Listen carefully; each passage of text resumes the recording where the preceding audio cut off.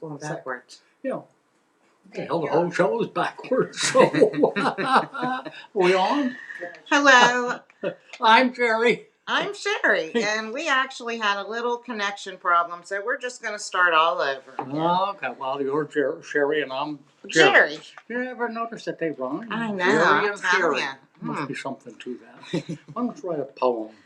No, that's No, okay.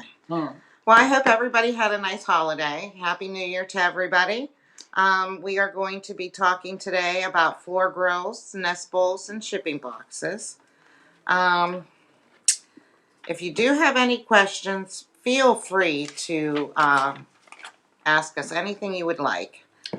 I also wanted to tell, before we start on the products, the auction, we had the rare racing pigeons. Just give his first name. Lyndon. Lyndon, you got the Rare racing pigeons for $180. Congratulations. Okay. And then we have the racing homers, and that's for Marlon. And he got those for $250, and congratulations to you. And give Kim a call today if it's at all possible, and she'll take your credit card. And I ship on Tuesday, so if you call today, you can sure I'll get them out to you and get the stuff out to you on Tuesday. Okay, and I also would like to, if anybody has any questions or if products or anything they would like us to discuss, please let us know, and next show we will be able to discuss it. Yeah, that's one of the things some of the feedback we've been getting is people like the idea of us showing products, and I don't want people to think it's commercialism necessarily. We're not trying to sell it to you, but so many people say that when they actually see it and we're handling it, it gives them a lot better idea of what the product really looks like and so forth. And if you want us to talk about anything today, as Sherry said, please, we need your help. Should I tell them the story again about why I'm flying high? I'm going to say, it's up to you. That's up to you. Okay. I'm flying high today. I didn't take my medicine this morning. That's part of it. I have, and I know a lot of you do. That's why I tell people. It doesn't bother me to mention it. I have anxiety, and today is one of those special days where I'm goofier than normal. You know why. Not only did I have it this morning, I forgot to take my pills, and it made it worse. Well, you're not supposed to do But that. You're married, and you have a relationship like that, and you do things for your husband, right? Actually, I have anxiety myself, and I take medicine every morning. I do too. But what I was going to mention is a wife has a certain duty, don't you think? No. Yep. And, you know, I'm a lot older than my wife, a lot older and senile. So don't you think she ought to remind me to take my pills? You're not going there. Nope. Okay. Not touching that. All right. If you wanted to, you may or may not know the phone number for Fours if you want to call so that we can get the products out that we sold on the last auction. And the phone number at the store is 724-843-6889. Okay. Oh, go ahead. You want to use a question? Hey, folks, we need your questions. We really do. Got to be questions out there you want answered. No such thing as a stupid question, only stupid answers. Okay. Well, I do have some questions here. One doesn't say who it's from. Right there, Nick. From Nick. It says, I am suspicious that I have some salmonella going on. Found a couple of my birds with droppings gathered around their rear. And what is a good medication for treatment and prevention? He thought he has paratyphoid. I don't know that, but I did email him back, and I think that's when I asked him if he had vaccinated his birds. No. Yeah. Pardon? No. No. Okay. You asked what Don't colors. mind me here. I thought I did put it there, but if I did, That must be a different question. Right there, isn't it? No. Yeah, that's him. think. But anyway, the first thing I did was ask him. He thought he had paratyphoid, and I asked if he vaccinated his pigeons against. I used the word against because a lot of people think that vaccinating is treating, and it isn't. It's just like the COVID virus vaccine that's available to a lot of people, including me right now. Um, it's to prevent you from getting the virus. It doesn't treat the virus. That's a whole different thing. So when you're vaccinating, you're trying to prevent it. And I mentioned again, I'll go off on tangents, but when you vaccinate and they've never been vaccinated before, what's the difference? Do you know? You know what? I'm not even paying no attention. I'm reading here. Well, if you want to read, It's nothing that's. Do you know how important it is when I'm speaking? And if you're not paying attention to me sharing, Well, you're not reading or answering the right stuff. It just hurt my feelings, that's all. But I'll get over it. Anyway, you need to vaccinate twice the first time. And the reason for that is the first time the birds fight the vaccine. The second time they recognize the vaccine and accept it. So if you don't do the booster shot, you have a question. You can interrupt me anytime. You don't even have to put Is your hand that up. for both vaccines? Yes. Or is there different? I thought there was different. There are different time frames, 6 months and a year. Oh, But there you go. Okay. yeah, it does. So you got to vaccinate them twice. If you don't do it twice, very first time, and that's why keeping records are so important, because you can look back and know which birds you vaccinate. When you bring brand new birds in, and even if they tell you they vaccinated them, you're taking a chance. When you vaccinate, you always have vaccine left over. Always do, unless you're vaccinating 100 birds, because the bottle is 100 birds. So when you're done, throw the needle away. A guy asked me today, a couple of days ago, whether you should re-sterilize the needles. They're inexpensive. Throw them away and put your vaccine back in the refrigerator. And that way you can use it again. So if you buy a pair of birds, you can give them each of them a new shot. Don't believe the guy that you bought them from or the woman you bought them from. Make sure, and don't introduce them to your birds until you've done that. I just wanted to mention that. Did I go off on a tangent on that one, or did I miss something? The vaccine? No, because I was starting to think of things. Now, when you give them their Let's take Randy's shots, question and we'll go. Oh. Okay. Come on. It says Birmingham rollers need 7 mm or 8 mm leg bands. That would be a 7 mm. Yep.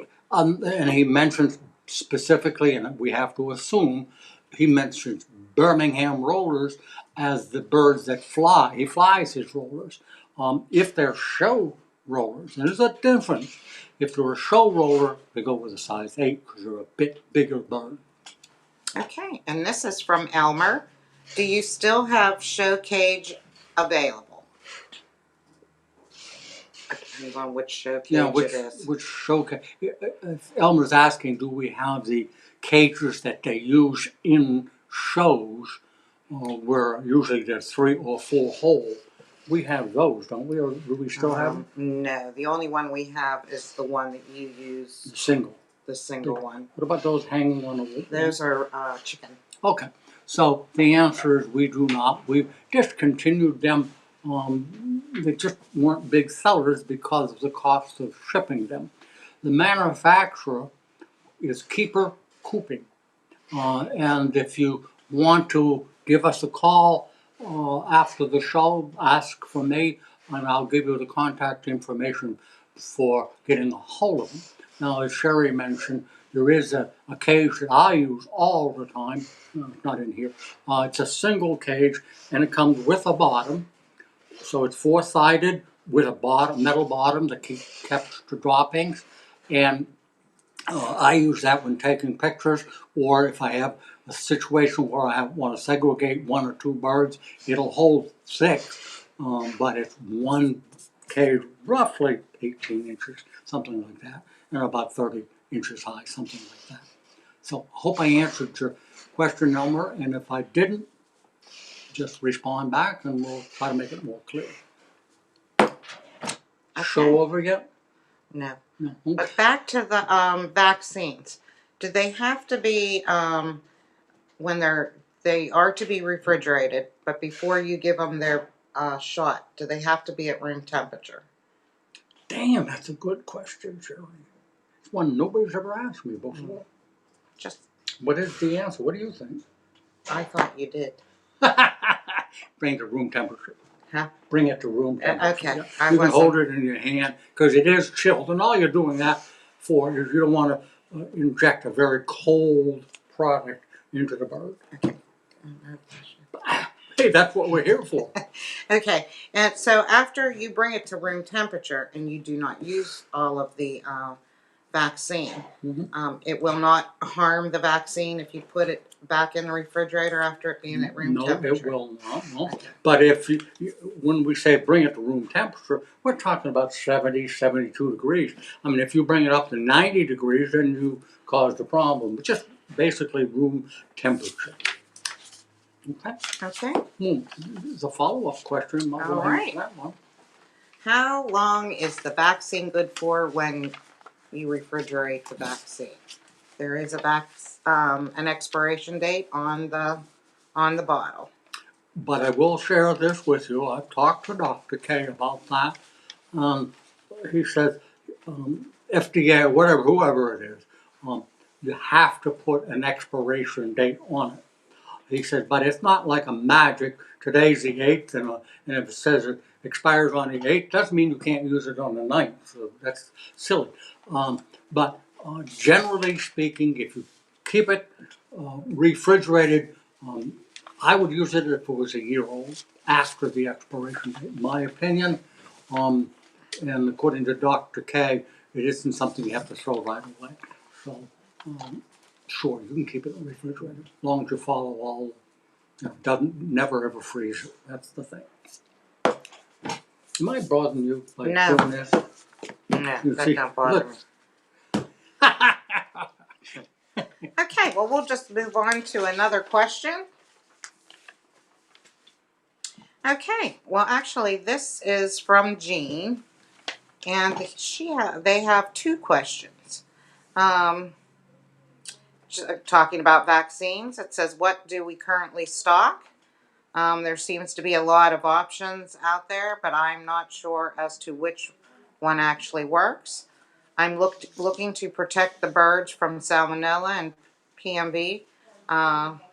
Anything else that actually works? Well, we actually carry both of those. What I think is it a man or a woman? Jean. Jean. Okay. Jean. That's a lady, I think, because Jean with a guy is a G, isn't it? I have no idea. Okay. Well. Nowadays. Well, there's a vaccine that is imported from overseas, and it treats both PMV and paratyphoid. I'm very leery of it. I suppose saying leery is I wouldn't use it because it has to be kept cold. If it's not kept cold, refrigerated, it destroys the product, the vaccine itself. So I'm never 100% sure, or I would never be, that coming from Europe, first they have to put it in a box, and I'm sure they put some coolant in it. Then they have to take it to the airport, and the airplane takes it to the United States and then lands in New York City, and then they have to ship it to you. Yeah, but they could get caught in customs too. Yeah, could get caught in customs, and what control do you have? So the two that we have are both one for PMV1. It stands for PMV, perimuxy virus. And the other one is salmonella, or it's the same thing, paratyphoid.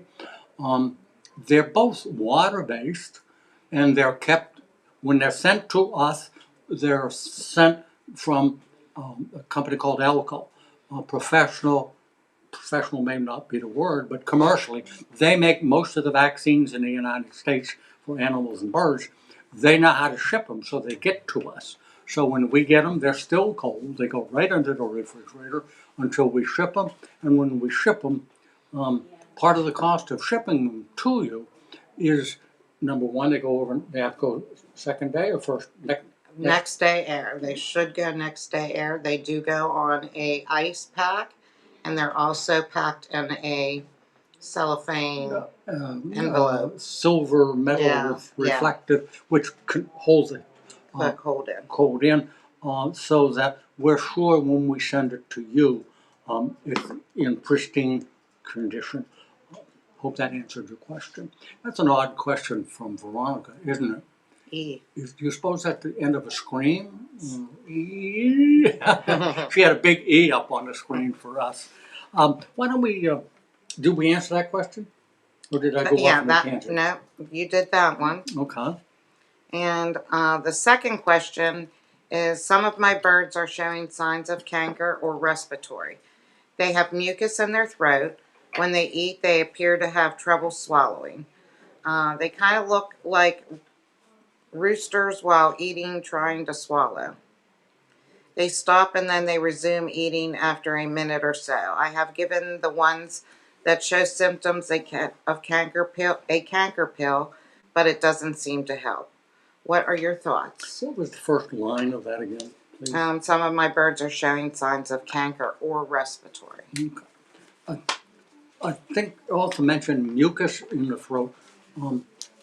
If you open a bird's beak, and the funny thing is, I say that and I assume everybody knows how to open a bird's beak, but I find that they don't, and that's me, not you. It's easy to do, and it's easy for me to say, but if you can, I do it by myself. All you want to do is separate the upper beak from the lower beak, and this is the throat. So you separate them, drop the pill down. The pill will fall to the very bottom, and I'm assuming you're using tablets, and they have a reflex to swallow. So I drop the pill down, go to the very bottom, and that's where their throat is, and they swallow it. Then I let them close their own beak, and I rub the chest area just gently, which forces them, I want to be sure, to swallow it. And then I open the beak up, and if you see the pill, you just got to do a little bit more massaging. But in almost all cases, probably 99% of the time, the pill is swallowed. Now, how did I get off on that? I don't know, because I think you were starting to go with the symptoms of canker. If you open their mouth, and if it's cottage cheese or... Yep, thank you. What I was going to mention, if you open up the beak and you see a thin line of mucus, it's almost like a thread, or a little bit bigger. It's going from the top to the bottom beak. That is 99% of the time something called mycoplasmosis, which is upper respiratory, treated with something called Spiridox, or there's other products, but that's almost always mycoplasmosis. So if you see that slime going from top to bottom in a thin line, you have mycoplasmosis. So the person mentioned that there was mucus. My question would be, when you open the beak, do you see that slime? If you see the slime in there, treat with something called Spiridox. But if it looks like cottage cheese, it's canker. Then it's canker. canker. Thank you very much. Well, let's expand on that, and then we're going to get to the products too, but I guess we have plenty of time. When you're talking about canker, and we just now talked about respiratory, they're easily mistaken sometimes because there's a disease, a respiratory issue, where on the top of their mouth, what do they have? Like what, cottage cheese? No, I want to go back and forth. Oh, sinusitis. Sinusitis, you're right. Sinusitis is a respiratory issue, and a lot of people make the mistake of thinking they have canker. If it's on the roof of the top beak, and it's sort of like a brownish tan color, that is sinusitis. It's not canker, because a lot of people will treat right away when they see that buildup in the mouth, thinking they have canker, and the canker medicine doesn't work. Sinusitis is all, it's Looks like snot. Thank you. It's dry snot, just like if you have a bad cold and you have a runny nose. If you don't blow your nose, or maybe in the morning it's all plugged up with dried mucus. Well, that's what you're seeing. So that's sinusitis, not canker. As Sherry said, canker usually looks like cottage cheese, but sinusitis is never in the throat. It's always on the top of the beak or around the beak. Uh, Canker can be in the top of the beak, but the color is completely different. But it's usually in the throat. In other places, you can get rectum, you can get canker in the eye, but let's just stick with the most common in the throat. Another way is get yourself a Q-tip if you want to be sure, and remove the sinusitis from the beak. If it's sinusitis, it'll come right out. But just like a runny nose, overnight it'll come back. With canker, if you try to pull it out, it will bleed. Canker grows roots, grows below the skin. When you pull it out, you usually see blood. Okay. Well, we do have a. I'm sticking to that answer, by the way. That's all right. That was a good answer. And this question's from Alex. What is the best way to determine if your pigeon is a male or a female? Sex indicator. Why don't you tell them first about the... Oh, we did this on the show. Was it last show or the show before? We have a product. It's a sex indicator, and it's a little magnet on a string, and if it goes one way, it's a female. If it goes back and forth, it's a male. And One goes round and round. and one goes back and forth. And it works. We did it on the show, and it did it. It was right every time. You know, we did it, what, to two different people on the show? Yeah. People, Yeah, it's just. and I always tell people, beat the hell. Did I say hell? You Beat say the whatever hell you out want. of me how it works or why it works, but it just works. Now, to go further without using a sex indicator, it's very, very difficult. There are a lot of people who claim that they know how to do it. I've never found one who, even Dr. Pigeon, who had pigeons all his life, was an absolute genius, always would say, there's no absolute way to know. You can look at, like me, and even I taught Sherry, in looking at them, number one, the easy way is to have a cock and a hen together, and let's say they've been separated, the cock will go in circles and coo like crazy, and his tail will drop, and he'll drag his tail on the floor, or he will chase that girl all over the place. One doing the chasing, just like in humans, one doing the chasing is the guy. The one letting the guy catch her is the girl, and so there's no other way to do it.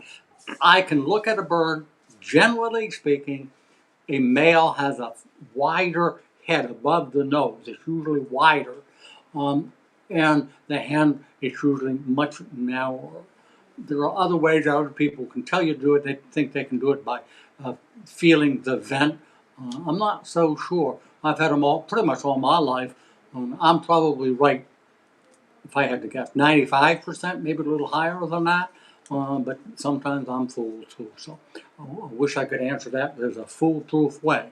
But other than the sex indicator, and I don't know how that works, I can't really give you a perfect way to tell. Okay, and this question's from Earl. Can chicken get paratyphoid from pigeons? I'm not a vet. To the best of my knowledge, they're different strains. I do not think that they can. But I would never keep chickens and pigeons together. What makes me hesitate to say is we sell Lesota. And Lesota is a chicken vaccine that it prevents something called Newcastle. Newcastle is salmonella in a chicken. But pigeon people use it and have for years and swear by it. So the best way to roll is don't put them together if at all possible. And if you're going to vaccinate, I can't answer because I wouldn't vaccinate my chickens because the vaccine may not be strong enough if you have a big chicken versus a small pigeon. So the best bet is don't keep them together. And if you've had a history of salmonella problem, paratyphoid problems, that's even more reason to keep them separate. Okay. This question is from Seyful. It says, I don't know what kind of pigeon. I've never heard of that. Will you be able to deliver? Jerry doesn't know what type of pigeon that is. It's Voutas. Vutus. I've never heard of that particular breed. It has to be a breed from overseas. I've never seen it in a show, so I wish I could answer the question for sure. But maybe if you can tell me more about the breed, send in another question. If I can't answer the question as to what a Vutus is, I'll do my very best. Oh, is that a picture of them? Huh. They look like Those are quite sure. Those are racing homers. One of the beaks looks wrong. I think. Go back to that. I'm sorry. Can the audience see the picture? No. Okay. oh, look at that one up on the. We're looking at a moving image, a video of his pigeons. Look how big they are, or that one. I still Looks like they look mixed. I think it's a breed from overseas, possibly a Middle Eastern breed. I'm not sure, because even with the picture, they look like racing homers, but on the other hand, the beak is wrong. So I'm sorry to say, it's a Greek pigeon. Why don't you do this? Send me, or call me after the show, or I'm going to give you my home phone number. If you don't reach me after the show, you call me at home, and I will look up the breed and see if it is a breed that we've seen in the United States. There's a book called The Encyclopedia of Pigeons, which has almost all breeds. In all my time, I haven't seen that particular breed. And I've never seen it in a show either. Some of them were pretty. Yeah, nice looking bird, but I don't know what they are. Let's do a little bit of before we take the next. Do you want to? Is there another question after that, Veronica? That's the one that's up there now from Enos. No, that's it. Okay, then we'll go to the product. Okay, this is from Enos, and it says, "How about when you mix different medicines together, if you're not sure of what sickness it is?" Well, I was going to mention this. I'm writing a book. It's not going to look like this, but I'm writing a new book that's going to be different than any book I've ever written and different than any book that I've ever seen. It's not going to be chapter to chapter.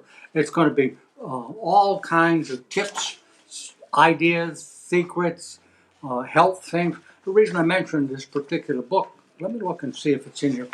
You can't just mix any medications. You have to be very, very careful. For instance, Enos, if you would tell me what products you're going to think, never mix unless you're sure. For instance, I'll give you an idea. Terramycin and Tylen can be mixed together, but take away the grit. Doxycycline and Tylen can be mixed. Take away the grit. Amoxicillin and Tylen can be mixed. So you don't have to take a grit on that, away from that. So tell me what products you're trying to mix, and I will let you know if it's possible. One of the things I mentioned a couple of times, and you know the answer, if the product ends in CYCLINE, cycline, you Take away the grit. Absolutely. The reason for that is you're not going to kill the birds, but by leaving them with grit and you're giving them certain medications, they counteract each other. So the medication you're taking will not do the job it should be doing because of the doxycycline. So doxycycline, take away the grit. Ariomycin, which is chlorotetracycline. So just because it says, I'm sorry? We can't get ariomycin. But it's an example. Did you interrupt me again? Yeah. Okay. Well, Ariomycin you can't get anymore. Did you know that? Mm-hmm. But there's a product called, we have it, Ariomycin doxy. Ariomycin is, and I can't remember the name of the product, but we do have it. It comes from Vetafarm in Australia. It's a Tony's treasure. No, it's a powder, but it is Ariomycin. But anyway, if it ends in cycline, chlorotetracycline, tetracycline, there's all kinds of products that end in doxycycline. Always take away the grit. And when we're done, if I had a catalog, I'd find it for you. I have one right here, but Okay. yeah, we're moving. Let's on. talk. Well, I think discussing product is not as important as answering questions. That's right. Okay. So we'll just keep taking questions. And what's the next question down there? Raymond.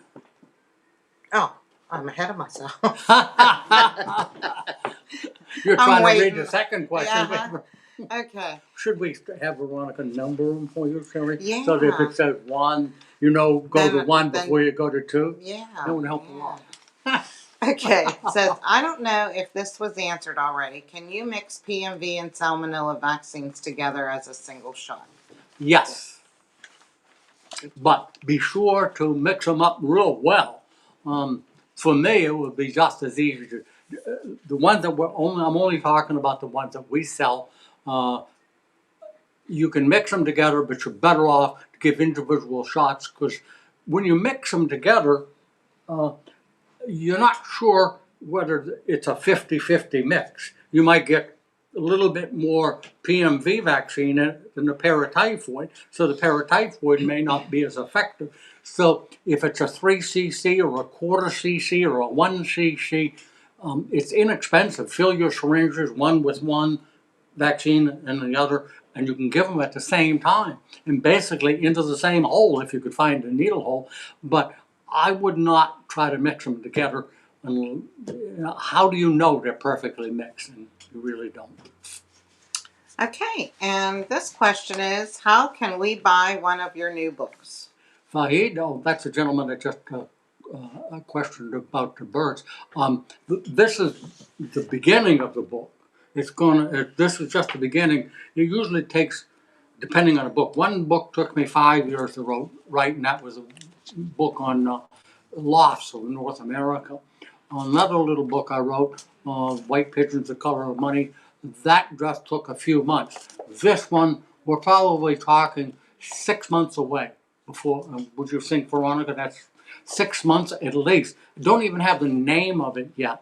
So when it is available, we'll certainly advertise it. We'll put it on our website. But I can't even take an order because we don't know how many pages it's going to be yet. But thank you very much for the interest. I think it'll be a great book because, like I say, there's just going to be so much information.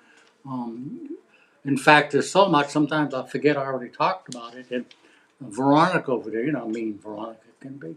I walk in this morning and she tells me, you've got the same tip in here twice. She could have just, taken one out. Had to embarrass me. Oh, tell you that, Veronica. Veronica. I know. Well, we have no questions. Let's talk about But these. I was Like mine. I'll tell you. Well, number one, first, we're going to do a question and see if somebody can give us the answer. Is there a prize? There is. Oh, money? No, you receive one of these nice face masks if you can answer the question. And all you would need to let us know, and then we would have them call in if they're correct. First one that gets the right answer, call Kim, and she'll get your address, and we'll send you the exclusive, almost one-of-a-kind. She gets this toys on it. Toys, pet supplies, and people are going to stop you in the street, at the mall, if you go to a ball game. You're all going to want to know, where can I buy one of those masks? Okay, here's the question. What breed of chicken is named after a state? what breed of chicken is named after a state? Yes. All 50 states, it's one of them, huh? It's one of those. What about if it's like Puerto Rico, which is not a state, it's a Nope. commonwealth? Mm-mm. No? It's a state. How about Hawaii? That's a state? Yeah, no. Let them figure it out. Well, let them figure it out. Okay. So that's that. And we also, as we were showing this nice little face mask, we have it in 2 different sizes. Now, you know they're going to think we planned that, to talk about giving them a mask and then do a commercial. Well, no, because I just thought about it. You interrupted me now. Okay, so you saw those 2, and then we have this one here. By the way, the small one with the small logo is $12. The larger logo is $15. And this one that was what would you? With a filter? No, with the special. It's the Pigeon mask. This one's $20. The most popular, you're telling me. Yes, it is. We also, if anybody would like to make their own mask, you would just that's what I was trying to think of. Custom design it. You would just send a picture to Veronica. It could be your a picture of your favorite pigeon, your logo of your loft, anything you would want. A lot of clubs wear hats, and in today's world, you got to wear a mask, and it'd be the name of your pigeon club too. Right, and we also do. We can do hats too. Almost anything. Yeah, we can do hats, shirts, mugs. But if you would like to customize, just send Veronica a picture, and we'll be happy to. I think if you're going to order something custom, Veronica is backstage there. She can tell me if. Would it not be better for them to call you first if they have any questions about what they're going to send in? Would that make more sense? And they can discuss it, and she can tell you whether she can do it or can't do it. So Veronica is at 724-843-6889, and ask for Veronica, and she'll answer any questions you have. Maybe, I don't even know, can they get a discount if you order 100 or that kind of thing? But you can discuss that with them, with her. I'm sorry. Well, the first. We got an answer to our question, and it was the first person. And he's won before, I think. Phil's a regular viewer. Can we just say no? We can't win. No, you can't do that. No. Just give it to him. Yes, he got the correct answer. It is. What's the question? I already asked them. Well, I knew it was what breed of chicken is named after a state, and it's Rhode Island. And when I mentioned it to Sherry, she said, "Oh yeah, Rhode Island Reds."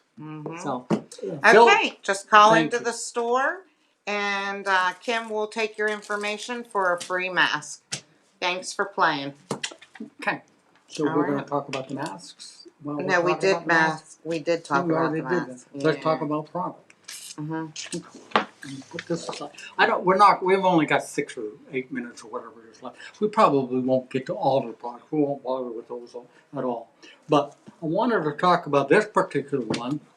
Very unusual, and I know we've talked about it before, but it's cold and it's winter time. By the way, I got a call yesterday from a guy. He says, do you ship to Alaska? Yeah. But because maybe he thought it was so far away. But yes, and in fact, I told him, I said, and he was going to call the order in. I said, we have a customer in Alaska that orders on a regular basis. You'd never guess the name of his town. It really is the name of the place that he lives in. And I said, North Pole, Alaska. Now, you would think that was a made-up name, but it actually is the name of a town. Yes, it is. We shipped to him.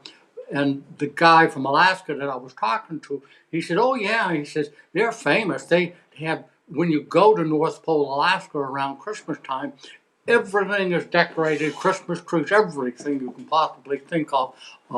And what people do, because North Pole, Alaska post office gets inundated, mothers send in letters inside a letter from Santa Claus. They send it to North Pole, Alaska. The post office opens up the envelope, takes out the other envelope, which is a letter from Santa Claus, and stamps it with puts a stamp or stamps it and sends it to the little girl or the little boy. And they think they got a letter from Santa Claus. Oh, there you go.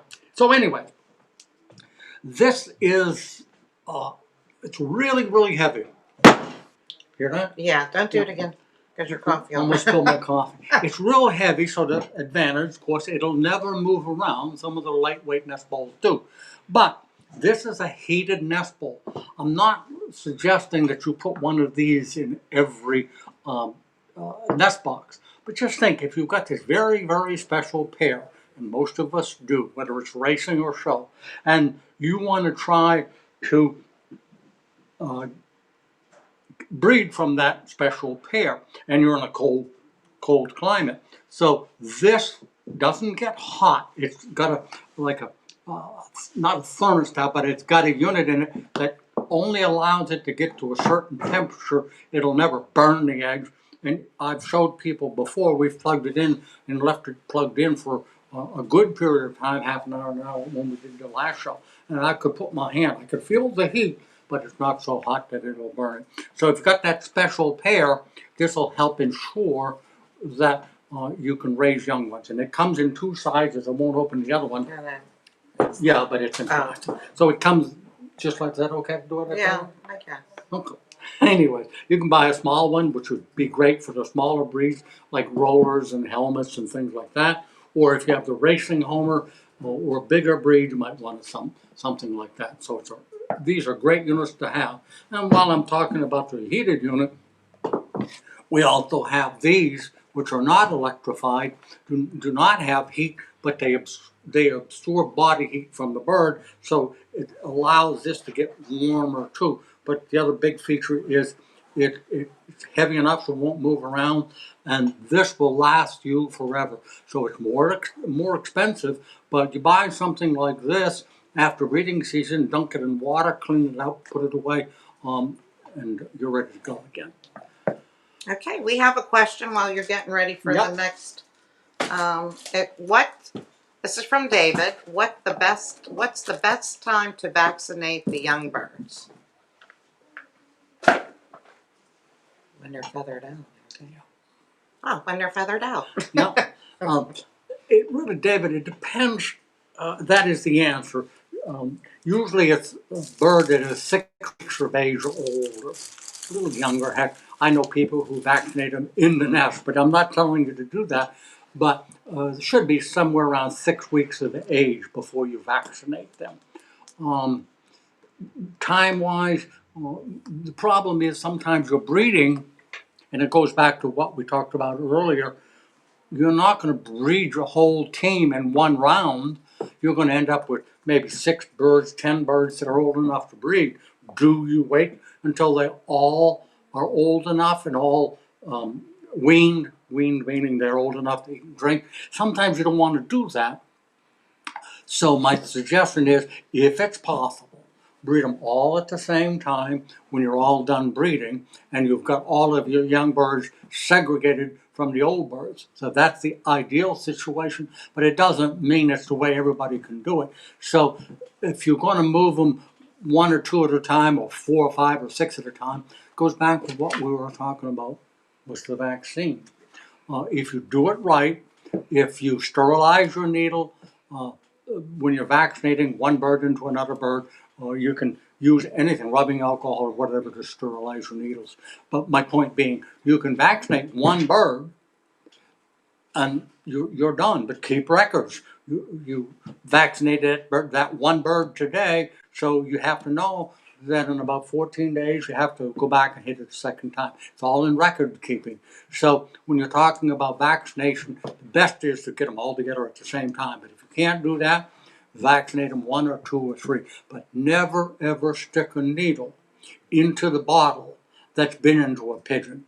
If you want to reuse your needles, then they have to be sterilized before you stick it into a bird again. Did I make that Yeah, but can't you put like one needle inside the bottle and then take the other needle and draw from that needle that's inside the bottle? Where'd you learn that? Did some reading, didn't you? Yes. That's the easiest way when I was talking about sterilized needle, and it didn't come to me. And I thank uh, Sherry for reminding me. You stick the needle in the bottle without a syringe. Here's the needle. It's in a rubber thing in the top of the bottle. You take your syringe, you put it into that needle, and you hold the needle down and you pull a plunger up, and it fills your syringe with the vaccine. You take that and then you put a new needle on the bottle, leaving the original needle in the bottle, and Yeah, that way it won't contaminate. contaminate. Yeah. Okay. We're going to talk. I was on nest bowls, so we'll talk a little bit about these. I wanted to show you these because these don't cause a problem, but could cause a problem. That contradictory. Yeah, Oh, I'll okay. say. All right.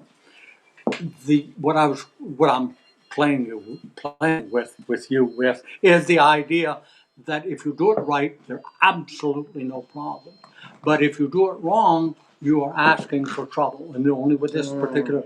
Okay, and I've seen it happen. A baby could actually get its leg in here. You can see how it comes out the bottom. If a baby were to get its leg down in that hole and get it stuck, It's going to be a splay leg. yeah, you'd end up with splayed leg or an injured leg. The bird might break its leg trying to pull it out. So never ever use either one of these without a nest pad. It's very important. And in a new book, I gave it to Veronica. I think I've already given her this suggestion. If you're going to put a nest pad in here, go to a Walmart or a store like that or an office supply store. They sell these little, they're about this big, they're brass colored. I'm trying to think. They look like a tack. But what it Like is, a push pin. yeah, like a push pin, but you can separate it. Yeah. It's two little, okay? It separates. So you put your nest pad in here, you stick the push pin through it. You might have to stick a screwdriver or something to make a little hole. And then on the side, underneath, you bend them both back. Or if you don't want to use that and spend the money, if you get a bread tie off your bread, you can use the bread ties. But how does Foy make any money? Well, we don't sell the push pins. Oh, okay, that's okay. I just would want to be sure they understood. But, you know, if we don't sell anything for that. No. You know what another one you could do? Just you brought to mind. Why not the ties? Oh, plastic ties. Because they're even stiffer, harder, easier to get through. The plastic Ziploc tie, not Ziploc, what do you call them? Ties. Yes, zip ties. Yep, zip tie, that's what they, so you cut a little hole and drop it and tie it. So it's very important, I guess we're making a point, use this or this with a nest pad. We sell a nest pad to fit this. This is great for your smaller breeds like rollers, and this is great for the bigger breeds, racing homers or above like that.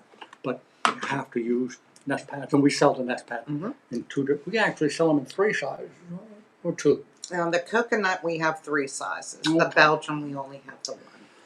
Do you mind if I take a drink of my coffee and you can talk about something? No, you can just take. Here, talk about those. What do we do with these? Put them in the show cages when you're at a show. We sell so many of these at the shows. People are in their cages and they put them up on them, and so they're not in their droppings and getting dirty, because you want your birds to be as clean as possible. So this is a very nice. We go through 1,000 of these a year. I don't know. We sell lots and lots of them, but as Sherry said, you put it in the show cage. In the cage. Take it to the show, put it in the cage. It won't fit through the door, so don't expect that. What you do is pick up the cage a little bit and slide it under. They stand on here. The droppings go underneath. Correct. Yes. Okay. Very nice. Thank you for giving me a break, but didn't I talk more about it than you did? Yeah, but you're long-winded. So you talk longer. What are you smiling about, Veronica? All right. Here's another one. this is, as you can see, size-wise, the big difference.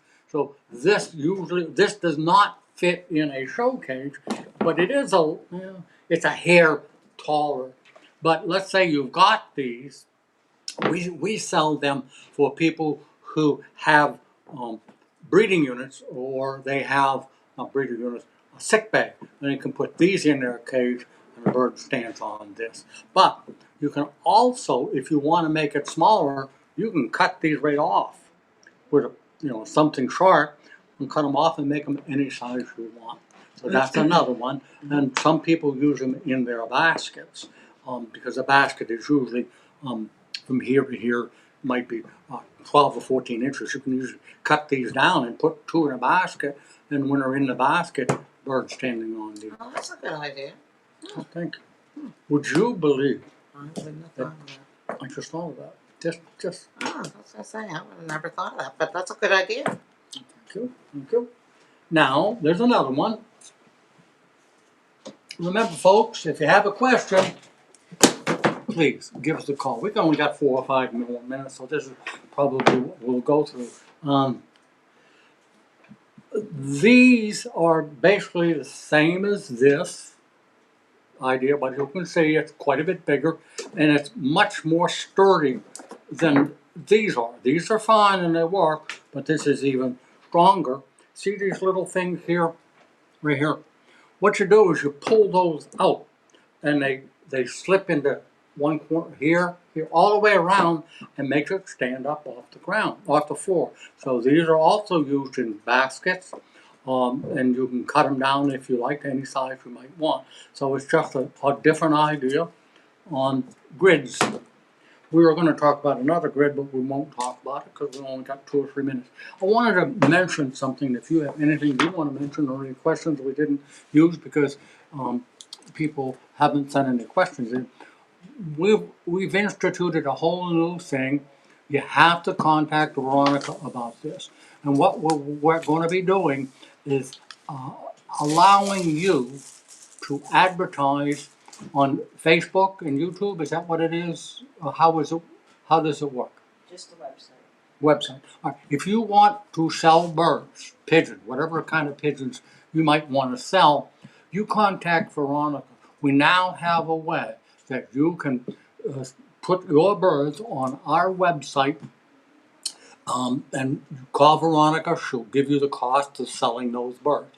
I will tell you this, before we allow you to put an ad in, if I don't know who you are, I might, Veronica, and I haven't suggested this before, I'd like to talk to you myself, just get a feel. I don't want, for want of a better term, they used to call them feather merchants. I don't want you to be selling inferior birds. I want you to be selling good quality pigeons that you're going to back up. So if you'd like to sell pigeons, and we print 10,000 catalogs, something around that, and we have a list of probably 25,000 customers. So if you want to reach 25,000 people all at once by being on our website, it's a great opportunity. So if you have a question about advertising on our website, Veronica will answer your questions. The reason I came up with this whole idea of doing the website thing, because every time I walked past Veronica's door, well, she has her own office, and she's the only one that I know except Kim that can actually shut the door and be private. I notice she has her feet up reading magazines. What are those magazines about? Almost like a soap opera kind of a magazine. She's reading them, got her feet up in the air. So I came up with this idea to try to keep her busy, give her more stuff to do. So if you're interested in advertising, give Veronica a call. Veronica, I'm going to give you my home phone number again, and I'm going to give you the number to reach Veronica. Do you have an extension, Veronica, a specific? Just ask for you. Probably be just as easy. Okay. If you want to reach me at home, my home phone number is 724-843, 724-359-5355. I'll repeat it, 724-359-5355. people have been so much better since we've talked about it a number of times. We're in the Eastern time zone, so it's 4 o'clock here. If you're in California, there's a 3-hour difference. So if you call me at 6 o'clock at your time in California, for instance, well, if you call me at 6, it's 9 o'clock my time. So most people have been so good about that. So I try to answer calls from 9 to 5. Eastern. Wasn't that a movie, 9 to 5? Mm-hmm. With Dolly Parton. Yeah. I'm open from 9 to 5, so to speak, at home. But I don't always answer the phone. Heck, I might be outside taking care of my chickens. I might be doing something else, just outside shoveling snow or something. So you cannot leave a message, but I promise you I will call you back. The phone number to get a hold of Veronica is 724-843-6889.